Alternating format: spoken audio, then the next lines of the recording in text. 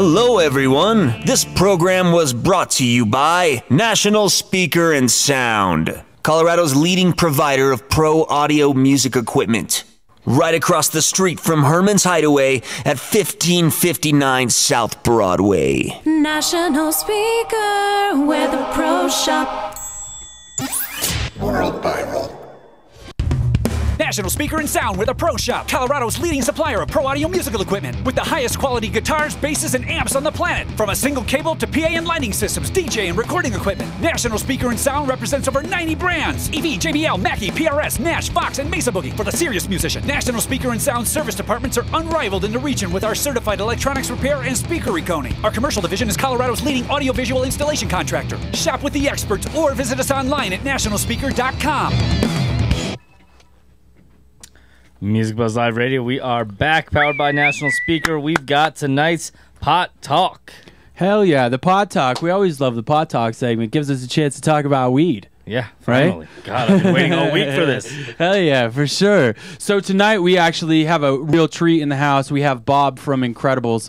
You're welcome to say your last name if you want to, but it was kind of unpronounceable in a way. There you go, Eschino. Eschino. Yeah, for sure. Oh, yeah, we tried to in lieu of botching people's names, we just go silent. Yeah. Perfect. We'll just call Say you your name Bob. one more time. I thought you were on the other mic, dude. You want me over here? No, just say your name one more time, loud and clear. Oh, Bob Eschino. Eschino. Medically correct. There we go. Medically correct, right? That's the parent company. That is, yeah. That's our parent company. So, God, we get so much medically correct product over at Evergreen, I'm telling you. Thank you. I appreciate including it. the Incredibles, which, first and foremost, we have to say, very, very big congratulations. Second place edible at the Cannabis Cup here in Denver on the 420 weekend. Thank the you. Affogato. Yep. We all know how tight the competition is getting now, so. Yeah, it's crazy. I actually looked online and I didn't realize there was that many entries. So there was a ton of entries. It makes it even more impressive. I mean, our guys in the kitchen did a great job, and that bar is flying off the shelves. So it's awesome. Glad congrats, man. And that's the chocolate bar. That one is, the one that won is our medical or our rec version, which is white chocolate, espresso beans, and caramel. Wow, that sounds so good. 100 milligrams 100 for sale over at Evergreen Apothecary. Mention Correct. World Viral, get 10%, of course. Perfect. I sell it all day, every day.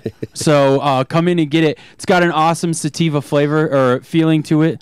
I think the meds are always dead on. I think Incredibles everybody knows that Incredibles is fairly consistent. One of the more consistent ones in the industry, which is why we carry it.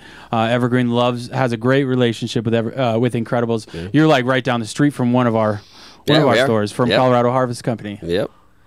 There's a lot of people right there in that neighborhood. So yes. Nice. So how did you get into this business? It's always something I love to hear people's stories of how they started working in the marijuana business. It's I grew up with cannabis, right? So it's something that's always, it was a part of my life for a long time. Mm-hmm. How I got in the industry was my brother was a caregiver for my grandmother. Okay. So he was actually making edibles and medication for her. This would have been 5.5 years ago. And that's really the first time I saw it work medicinally. I'd heard the stories forever, and it's like, yeah, whatever. Yeah, Cannabis is medicine. For sure. But actually seeing it work for my grandmother, the light bulb went off, and I started asking around and asking my brother and, finding out that people at that time were really kind of afraid of edibles. They were very inconsistent. People didn't really test, and you never knew what you were getting. Right. So, I had one of my customers at the time who was a friend, ran one of the largest bakeries here in town, and I approached him, and we started discussing whether or not we could do edibles, do them professionally and package them professionally and treat it like a food item. People were just making them in their kitchens, and wrapping them in saran wrap and throwing a label on it and walking around with a backpack, right? That's how it was done 6 years ago. Yep. It's like the old Grateful Dead parking lot scene. Dude, it was crazy back then. It was like, dude, there was everybody coming in. I talk about backpacks to briefcases all the time, and it was buds and it was edibles. Yeah. And you just have Susie Homemaker at home making some cookies, going shop to shop, being like, hey, so what do you think? Yeah, and there was no, there was no dosage, right? It was 1 time, 2 time, 3 times. Right. Yeah. Times what? For sure. Right? And nobody knew, and everybody guessed, and it was a real crapshoot. And you guys have definitely had to face that, especially here right before March, and of course a little bit last year, of trying to not only keep it consistent and rebrand it so that every dose is marked. And you guys is fabulous when it comes to making sure that every dose is clearly marked. But then you guys had to go through new packaging and everything on top of that. Yeah, that, it's something we've struggled with for for the last several years, and it's constantly a moving target. So we never get too comfortable when it comes to packaging or labeling. There's more changes coming through with this legislative session, I believe, and then you got 1366 right around the corner, so that might create more changes for for the products themselves and for labeling and for packaging. Right. So what's your take on? It seems like every time you read the paper, anytime somebody jumps off a balcony these days, it's because they ate edibles. What's your take on all that? Because personally, I think it's crap. But I feel like I've smoked enough weed in my life to know that it does not make you jump off of a balcony. Well, as tragic as all of those stories are, right? I keep reminding people just that. Yeah. We sold, I think, 120,000 products last month. Right. So that's just us, and we're one of 30, 40 customers. If it was the cannabis creating these issues, you would see it every day. Right. Yeah. It doesn't happen. These are isolated instances, and who knows exactly why they are. Were there mixtures with other things? Were there other circumstances, right? I mean, supposedly the guy who shot his wife last year that they tried to pin on cannabis. Yeah, and that was right up the street from here. Yeah, right. but I think the judges now said that he had so little THC in his system. That was national news. That thing took off. Yeah. It was like it was first story, dude. But you don't hear now when the judge is saying you can't even use that as a defense. There was so little THC, but people still lump that one in there. And the kid. I guess up in Fort Collins, I don't know. I've heard that his mother made the brownie, right? And it was definitely a non-licensed person. So they had our picture on that news story, and we called them and went, "Was it our product?" And they said, "Are you admitting it's your product?" It's like, "No, we're actually telling you we're about to sue you if you don't take that picture down." Right. Do not associate my products with a negative cannabis story, especially when I'm not even involved. It's nobody in the industry that seems to be involved. Right. What they point the finger at us like we've done something wrong. I think those are some of the issues that the industry is trying to overcome. Right. Right. There's two distinct things going on, really three, right? You've got licensed manufacturers, you've got caregivers, who are doing items at home, you've got just people who can grow at home and make their own edibles, and then you've got the black market. Right. We all seem to get lumped together, and there's actually 4 distinct different groups that are providing cannabis here in the state. So, well, without a doubt, and obviously being in the most scrutinized part of it is a hard hoops to jump through a lot of times. Yeah. And I do have to take Incredibles back that they have they've always come to what's of now, meaning the government is always making us do a bunch of different things in order to regulate properly. And edibles being under so much scrutiny, I think Incredibles has always taken those steps with the government well. Now their final product, if you want to call it their final product of what it is now, I'm sure there's going to be some changes, but hopefully it's so up to par and it's so up to code, and everybody knows how reliable it is. Yeah, we spend a lot on testing. We always have, right? We've tested everything from the beginning. I think that's gotten us where we are today is our consistency and the fact that we've always treated this as medicine. Right. Right. So if you don't know what your starting material is, how do you know what you're putting in your product? Right. Yeah, totally. Coming from the food side, that just made sense. It's an ingredient, and you have to know exactly what it is before you put it into your product, right, or you're going to have inconsistent results. So we've always tested.